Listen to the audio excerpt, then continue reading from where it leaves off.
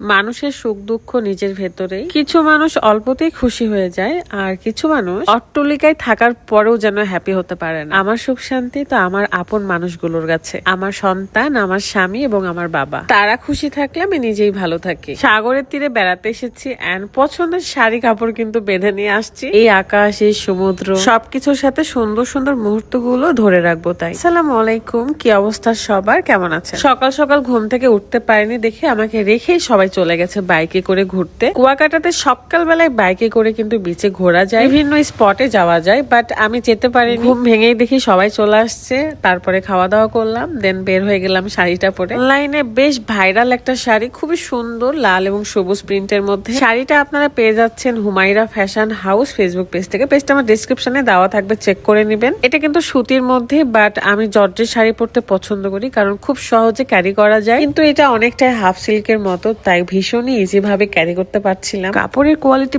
বেশ ভালো, তাই পানিতে ভিজতে চলে যাচ্ছে। এরকম শুকনা বালির উপর ড্যাব ড্যাব করে হেঁটে গিয়ে পানিতে ভিজতে আমার ভীষণ ভালো লাগে, বাট প্রথমে ভিজতে চাইনি কারণ সুন্দর সুন্দর ছবি তোলা বাকি। আমার আব্বুও কিন্তু সকালবেলা তাদের সাথে বাইকে করে ঘুরতে গিয়েছিল, এক কথায় সূর্য উদয় দেখতে গিয়েছিল। তারপরে দেখি সবাই মিলে ফুটবল খেলতে চলে আসছে বিচের ধারে, তাই আমিও অ্যাটেন্ড হয়ে গেলাম। যদিও এখন আমি রুমে চলে যাব, ফ্রেশ হয়ে চেঞ্জ করে চলে আসবো, কারণ শাড়ি পরে তো খেলাধুলা করা যাবে না। কুয়াকাটার ট্যুর ছিল এবারে বেস্ট ট্যুর। একে তো ফ্রেন্ডরা ছিল, তার মধ্যে আমার আব্বু ছিল। দেখেন আমার বরটা ফুটবল খেলতে খেলতে বসে পড়ছে, আর সে ভীষণ ভালো খেলে। আমি তো শুধু তাকেই দেখছিলাম, তার খেলা দেখছিলাম। এদিকে আমার মেয়ে বালি আর পানি পেয়ে ভীষণ খুশি, দুইজন মিলে খেলছিল। আর আজকে আমরা সবাই মিলে এক কালারের টি শার্ট পরি এবং জাস্ট চিল লেখা ছিল, যদিও আমরা এটা রাজশাহী থেকে মেক করে নিয়ে আসছিলাম। বিশেষ একটা কথা, একটা আপু এসেছিল আমাদের সাথে পিকচার ভিডিও করতে। এই দিনেই আর কি আমরা ব্ল্যাক টি শার্ট যেদিন পরেছিলাম সেই দিনই। সচরাচর যখন আমরা ব্লগ তৈরি করি তখন কিন্তু এডিট করে আপলোড করতে হয়, কারণ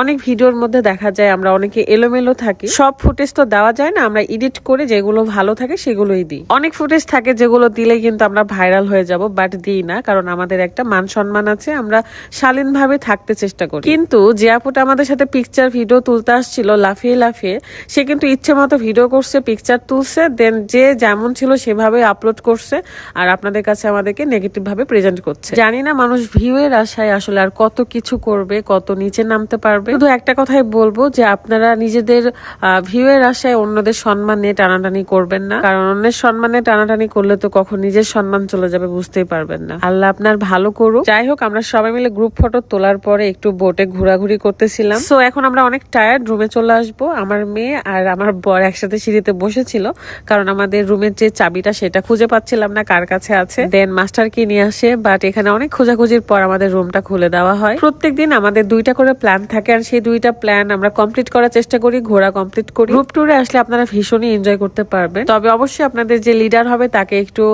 স্ট্রিক্ট হতে হবে। টাইম মেনটেন করে চললে আপনার ঘুমও হবে, ঘোরাফেরাও হবে। তবে যারা ব্লগ দেয় তাদের কিন্তু ঘুম হয় না। যেমন আমি এখন ভয়েস ওভার দিচ্ছি, প্রায় বাজে ভোর 5টা, তো আমাদের ঘুম নেই। ভালো থাকবেন সবাই, দেখা যাবে নেক্সট খুব ইন্টারেস্টিং একটা ভিডিওতে। আল্লাহ হাফেজ, আসসালামু আলাইকুম।